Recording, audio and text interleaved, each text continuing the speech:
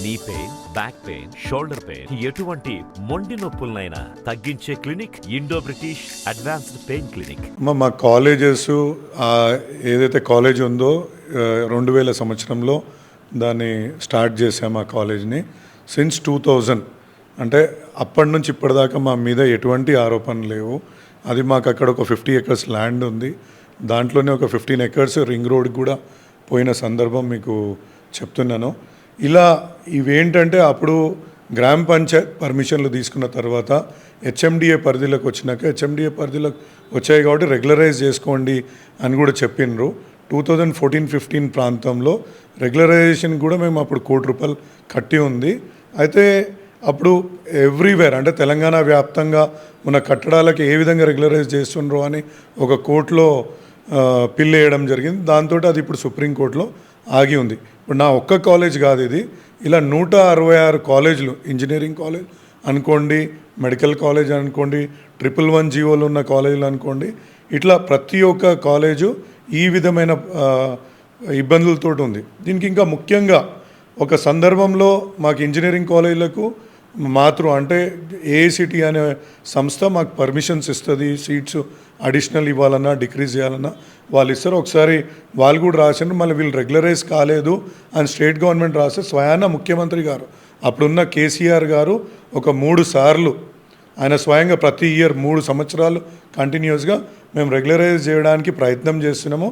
కొంచెం టైం పడుతుంది, కోర్టులో కేసు ఉంది కాబట్టి కొంచెం మాకు టైం ఇవ్వండి అని కూడా ఆయన ఏఐసిటీకి రాసిన సందర్భం ఉంది. ఒకవైపు బఫర్ జోన్, కుంటలు, దాని తర్వాత ఎఫ్టీఎల్ ల్యాండ్ ఇవన్నీ కబ్జా చేస్తున్నారని మొన్నటికి మొన్న ఎస్సీ ఎస్టీ దళితులు రావడం జరిగింది. అంటే వచ్చిన తర్వాత కొన్ని రోజులు మాత్రమే వాళ్ళు మాట్లాడారు, దాని తర్వాత వాళ్ళు మాట్లాడట్లేదు. అంటే ఇదంతా ఎందుకంటే ఎవరు చేపిస్తున్నారు, లేకపోతే ఈ ఆరోపణలన్నీ ఎందుకు వస్తున్నాయి? అంటే మీ ప్రభుత్వం ఉన్నప్పుడు రానిది ఇప్పుడు ఎందుకు వస్తుంది?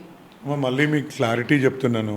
సిన్స్ 2000 అంటే మేము 82 నుంచే ఎడ్యుకేషన్ ఫీల్డ్లో ఉన్నాం. 82లో మా ఫస్ట్ స్కూల్ సెయింట్ మార్టిన్స్ బాలనగర్లో స్టార్ట్ చేయడం జరిగింది. అప్పటి నుంచి ఎడ్యుకేషన్ ఫీల్డ్లో ఉన్నాం. మా ఇంజనీరింగ్ కాలేజెస్ 2000లో పెట్టినాం.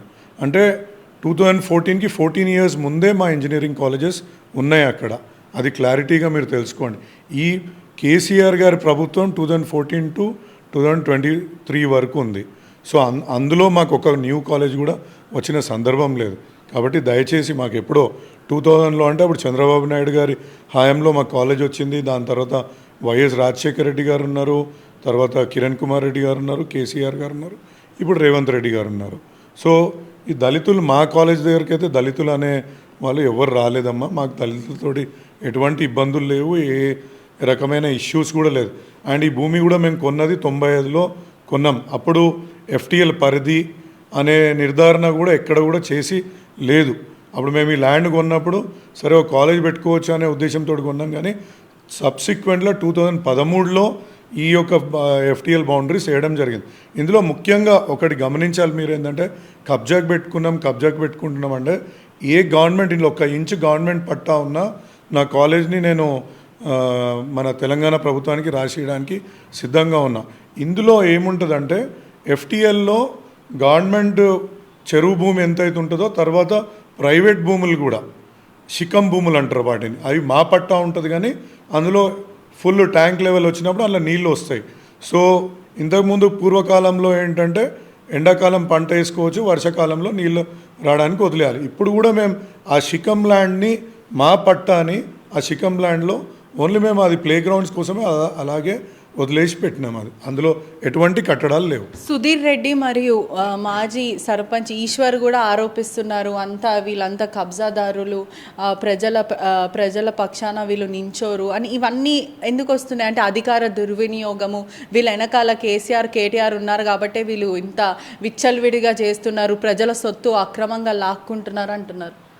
మళ్ళీ మీకు చెప్తున్నామా, మా కాలేజీలు స్కూల్స్ ఎప్పుడో 25 సంవత్సరాల పూర్వం పెట్టిన కాలేజీలో మేము కేసీఆర్ గారు వచ్చినాక ఒక కొత్త కాలేజ్ పర్మిషన్ కూడా తీసుకున్నది లేదు. కాబట్టి ఇది దయచేసి మీరు గమనించాల్సిన అవసరం ఎంతైనా ఉంది. ఇప్పుడు చాలామంది చాలా మాట్లాడతారు. ఇప్పుడు టీవీ రేటింగ్స్ గురించి అంటే ఒక కాంట్రవర్షియల్ రిమార్కు అది కూడా మల్లారెడ్డి గారు ఏంటంటే ఇవాళ స్ట్రీట్ వైడ్గా ఆయనను గుర్తుపడతారు కాబట్టి ఆయన మీద ఒక రిమార్క్ చేస్తే చాలా గొప్పగా మేము కూడా ఎలివేట్ అవుతాము అనే ఉద్దేశంతో విమర్శిస్తారు. కానీ ఇప్పుడు మాలాగా ఇప్పుడు 1,00,000 మంది పిల్లలు మా దగ్గర చదువుకుంటారు. అటువంటి విద్యా సంస్థలు నిర్మించిన మేము వేరే వాళ్ళది గుంజుకోవడానికి మాకే అవసరం ఏముంటుంది? మేము ఇవాళ 1,00,000 మందికి చదువు చెప్తున్నాము. ప్రతి సంవత్సరం ఒక 10,000 మందికి కార్పొరేట్ సెక్టార్లో ఉద్యోగాలు ఇప్పిస్తున్నాము.